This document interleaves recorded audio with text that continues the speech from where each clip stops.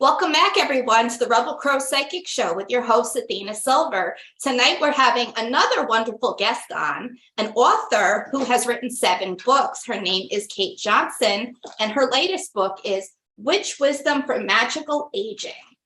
Stay with us, and we'll be right back.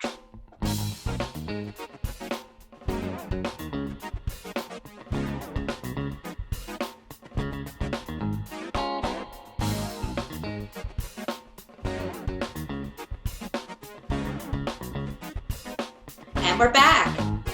Welcome, Cait. It's such a wonderful time to come on and have a wonderful guest talking about the seasons, talking about aging, talking about just being a magical person. Tonight we are going to have Cait Johnson on. She has written 7 books. She's a witch herself and also a performer. She's written Cooking Like a Goddess way back in the day.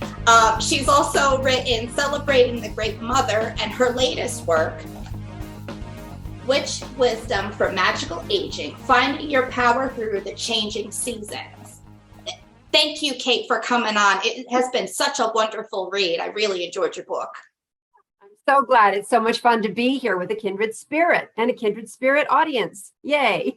Yeah. So before we start off, I always like to ask this question. How do you define yourself within the craft? What would you say your particular path is? Oh, it's eclectic, but I guess if anything, I'm sort of a root witch, hedge witch. I'm not fancy. I don't wear long robes or have pentacles dangling from every orifice. I don't do my lord, my lady. I don't do scripted ritual. I'm really about kitchen magic, everyday magic. And when I have been in circle, it's mostly about ecstatic experience, drumming and dancing until we get out of ourselves.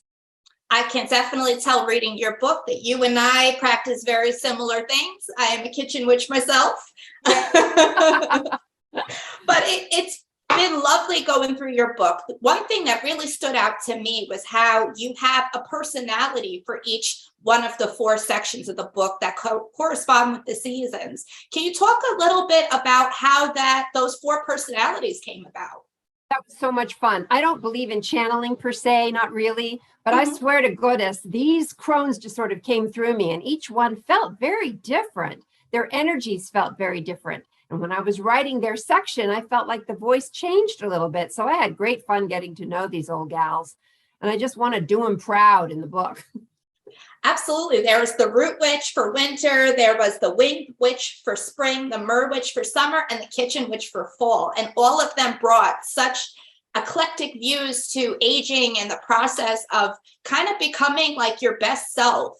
That's the real message that I feel like I got from your book, was not only it's a good book for people who are retiring and kind of coming into themselves, but I think it's also a great book for younger women as well, because it shows us not to take our 30s and 40s and 50s so seriously. Well, it's so much about permission. That was really, I wrote this book to give permission to women to do the things they need to do for their own soul's health, because our culture is not healthy for women. I'm sure you know that, especially now. Things are bad. And just wait till you hit a certain age. Oh man, you think it's bad for younger women. It gets even worse for older ones. We're relegated to the dust heap or made fun of, or all we are is like a source of income for all the companies that want us to try to look young. Like that's supposed to be the mecca of being a woman, to be a young, pretty, little sex object. Blah, no. So yeah, it's permission to be wholly yourself and to feel the liberation that can come with age. Because yes, there are difficulties that come with age. Believe me, I know. Aches, pains, things you didn't even know, were going to bother you later on. And they do, and your hair falls out and blah. But it's also liberating because you don't care so much what other people think of you. And when you're young, you don't really think that that's going to ever happen because you're so outwardly focused. But it's never too soon to prepare. You're completely right about that. Through reading your book, I've been kind of doing a deep dive of my own life and realizing kind of where I'm getting hung up, trying to be perfect for my children and my family, trying to have it all, and to read your book, it was like a declaration of taking your power back and the how-to steps on how to do it. Yes. And those how-tos are good for women, no matter what age you are. Absolutely. That's the thing. There are little exercises, quizzes, even visualizations. You don't have to be an older woman to benefit from them. That's my hope anyway. Speaking of the quizzes, I want to talk about the results that I got for one of mine. Oh, dude. So you had this wonderful exercise about your soul outfit when it came to dressing how you want to feel and what you want to project and what you're trying to say with your outfit. And when I did the exercise myself, I was like, where am I? What is my fashion? And it struck me. It was the Mugler runway show with Lisa Evangelista with the lace and the leather from the 90s. I'm like, that's my soul outfit right there. That's so fun. Well, I urge you to replicate it in any way that you can. I do. I wear my leather and my black lace all together. And anytime I don that outfit, I feel like I could take over the world. Yeah, that's the whole point of dressing, is to feel empowered with it. You know, most of us grew up with do's and don'ts about fashion, or some of us were even slaves to fashion. But fashion changes so rapidly, and it's such a money-making thing. Why not go for the things that make you feel, like you said, like you could take on the world?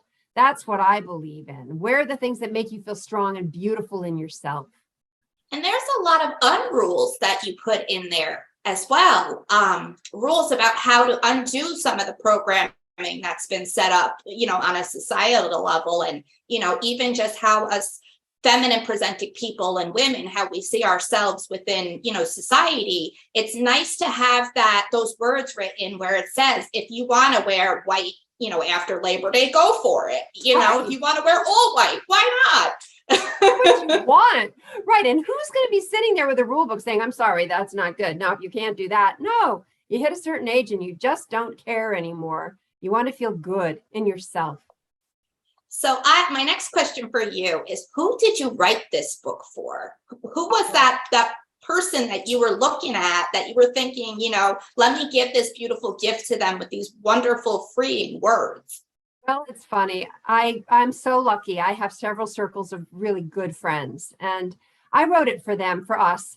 Because as I said in the introduction, there'd be times when different circles of us would be sitting around together and sort of laughing at the fact that, our arms are getting saggy and we're getting jowls, all that stuff, the bags under there, whatever, and laughing. And it suddenly occurred to me, we really need a guidebook because we're all going to get older, right? Yeah.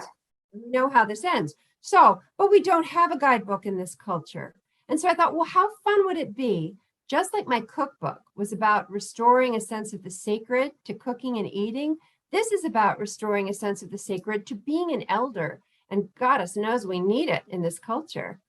Absolutely. And I love how it's not just spoken to one particular type of woman. It's really spoken to all of us. And these rules really hit on a level that is universal, which is really nice, which is, again, why I say, I think younger women should really read this, especially women who have insecurities and self-identity issues, because your words just give us that permission to just, step out of that, and really take stock in what's important and really what's silly. Right. Well, the whole point is that we're trained and raised from infancy up to be insecure and to focus on how we look.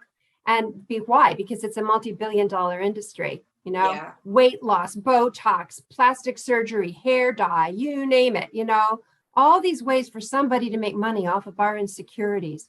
If we decide to stand in our truth, it's like, yeah, I have gray hair. So what? I call them moon hairs. They're silver, like the moon. I like your last name. I got them from, staying up late, worrying about my family or about the planet or whatever. What if we decided that old women were beautiful? Not in a conventional way, but in a very real way. So instead of seeing wrinkles as ugly, what if we saw them as beautiful life maps, So absolutely. Yeah, we're all insecure and it's all a money-making proposition until we say, yeah, you know what, I refute that. Absolutely. Yeah. And they give us as younger women the pink tax. Just because it's pink, we have to pay more. It's insane, Yes, it's insane. You're right. And that's why we're getting all these younger women with, liberation movements happening again. We get the ones that, we're on like the third or fourth iteration of the feministic movements. And it's wonderful to see women say, I don't want to do this anymore. I don't want to shave my legs. I don't want to pluck my eyebrows. I just want to just live. I don't want to be a good little sex object. Yes. You know, and there's nothing more terrifying to the prevailing culture than an old woman that says, well, you know, y'all. Exactly. Right. And there's so much power there. Oh, yeah. Yeah. When we refuse to be relegated, when we stand up and say, listen, I have a lot of wisdom, you know, a lot of learned wisdom just from being alive past the age of 50, you know, I want to share it. And I'm not going to be quiet about it anymore because I don't have to be. And so, yeah, it's really about freeing yourself to do what's in you to do for yourself, for your loved ones, for the world, whatever. Even if that's just to be in a place of gratitude and enjoyment. Oh, that's so beautiful. I feel like this book kind of lets me look at my grandmother and my great-grandmother differently. You know, they both reached pretty advanced age. My great-grandmother made it to 99. And just, she was unapologetically herself. Like, she was this book incarnate, you know. Would you tell us a story about when you decided to start intentionally aging magically? Let us into your world. You know, I think I've always aged intentionally. It's funny. I had a very glamorous mother who lived to be 94, but she would never tell anyone her age. And I decided early on that I was not going to do it that way. In fact, one of my favorite stories about her, because she looked very young for her age, people were always coming up to her and saying, oh, Pat, how old are you? And she'd say, can you keep a secret? And they'd say, yes. And she'd say, so can I. All my life, I've wanted to be the age I am, and I want to tell people this is what it looks like to be, you know, whatever. Now I just turned 70. This is what 70 looks like. So what, right? So, and girl, you look great. Well, thank you. I feel pretty good. I feel pretty feisty in ways that I did. It's the vibrancy, I think, that people, they don't always see it for what it is. Like, a vibrant older woman has so much power, has so much sway with, you know, her ideas and how she carries herself and just how she kind of rules over her kingdom, you know? Well, that's it. And you said something earlier that I loved. You said that her house was like a love letter to herself.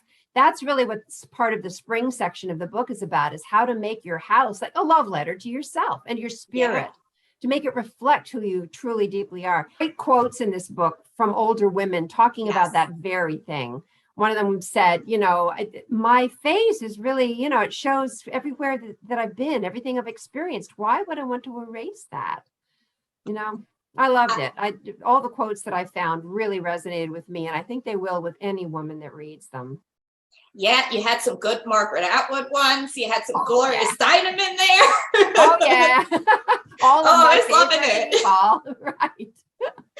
Right. So what was your favorite remedy for the book, from the book? What was the one that really you feel like you have to pass on?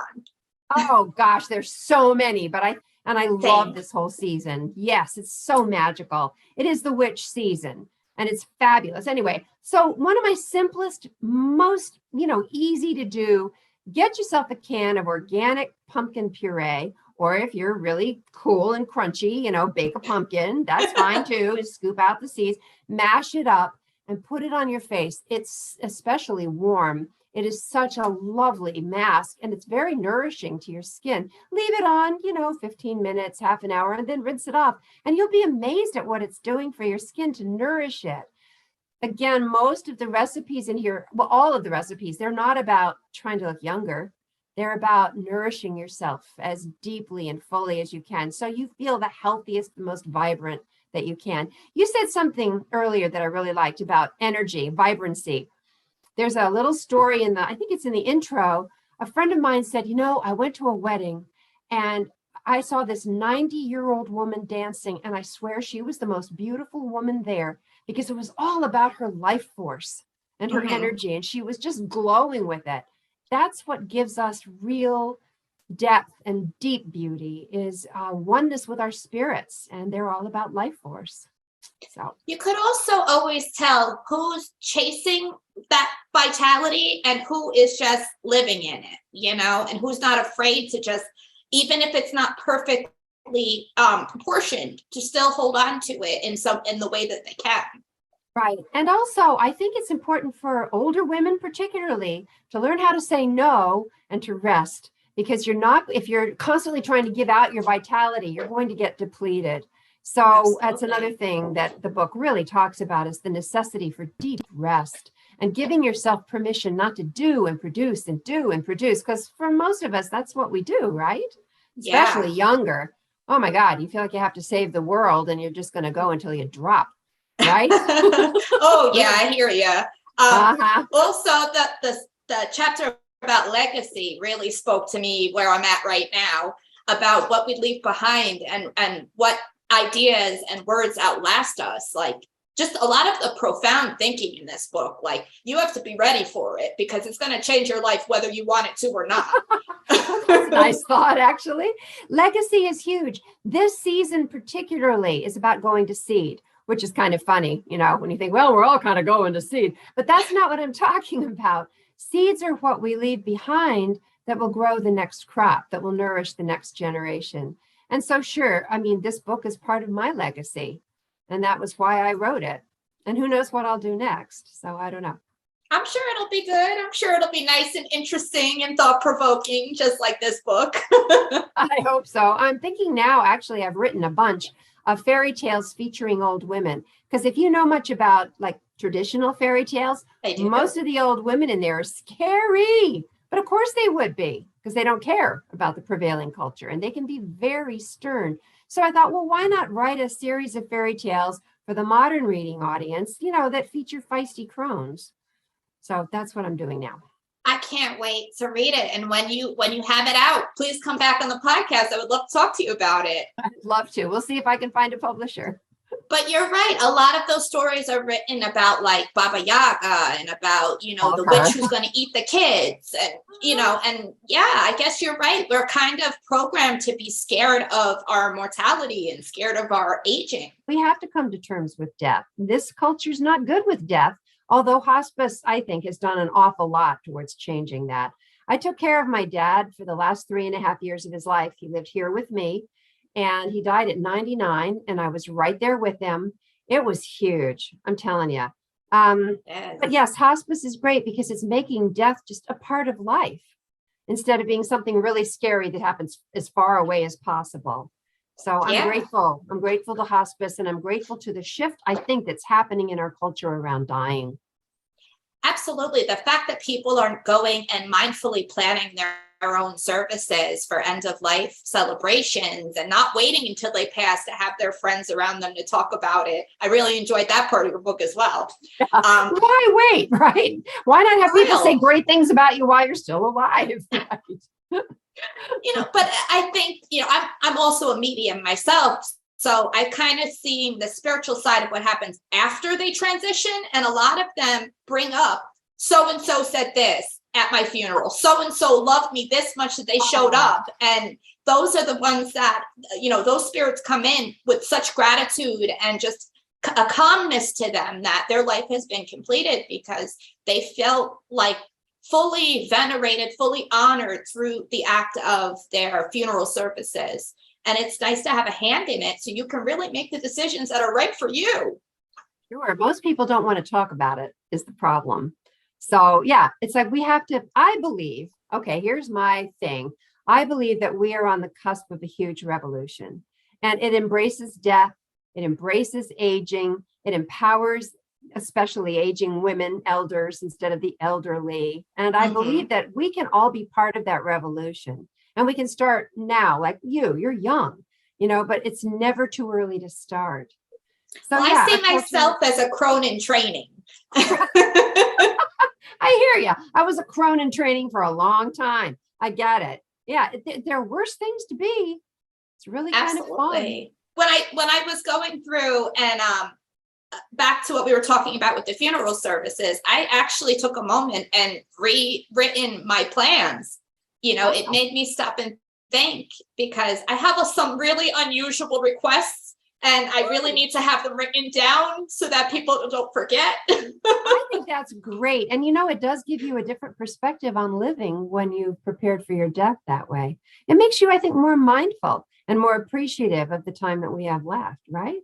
Yeah, I feel like I live more to the fullest. Like I look at life differently, and especially the mundane things like cooking dinner for my family. You know, I sometimes I have a big garden, so I'll grow a lot of the herbs that I use in my food and in my remedies. And when my sons tell me, "Oh, Mom, this came out really good," I feel it deep down, and I can say, this is a recipe that's going to stay in this family and nourish other people to come.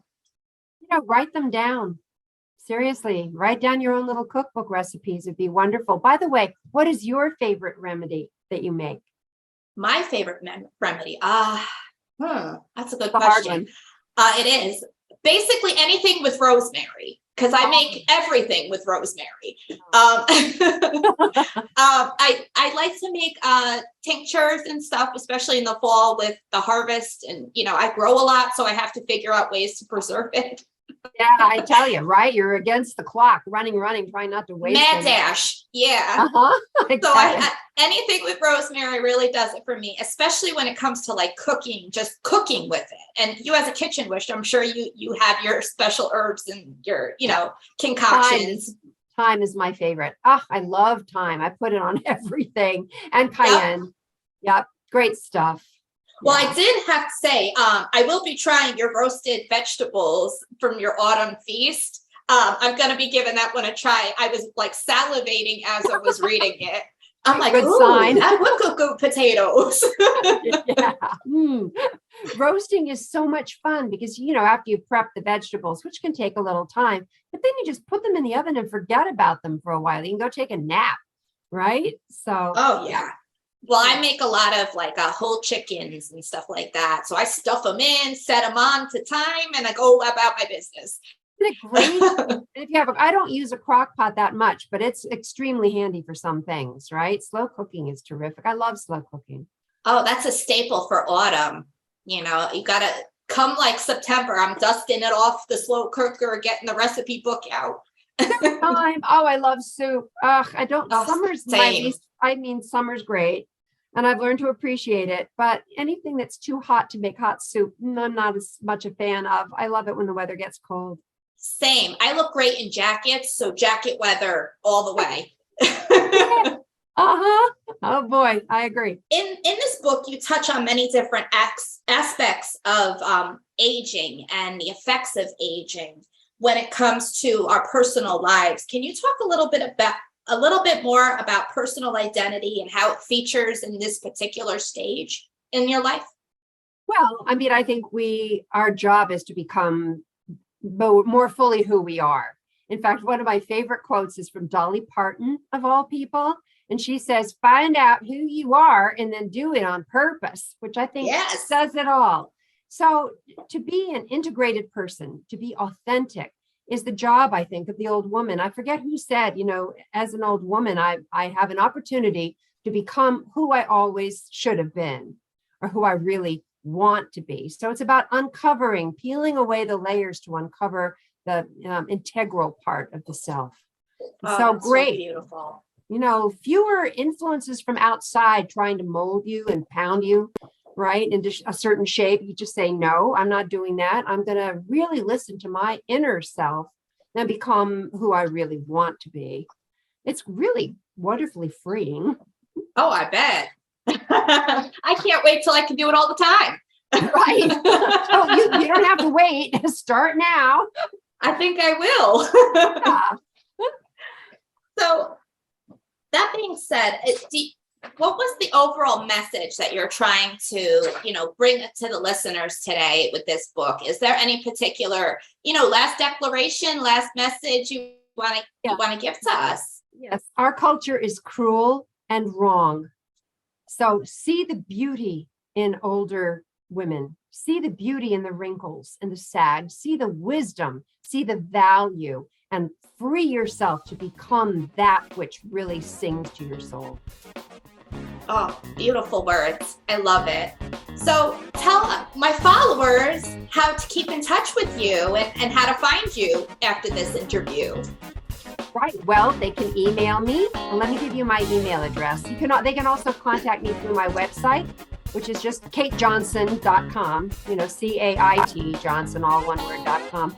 Or they can email me.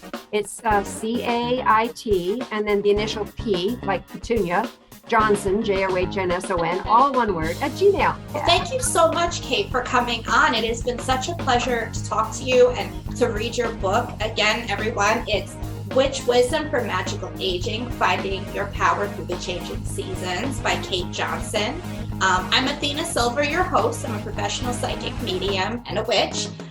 You can find me on my website, readingswithathenasilver.com. My Instagram is @athena.silver, and my TikTok is @athena_silver.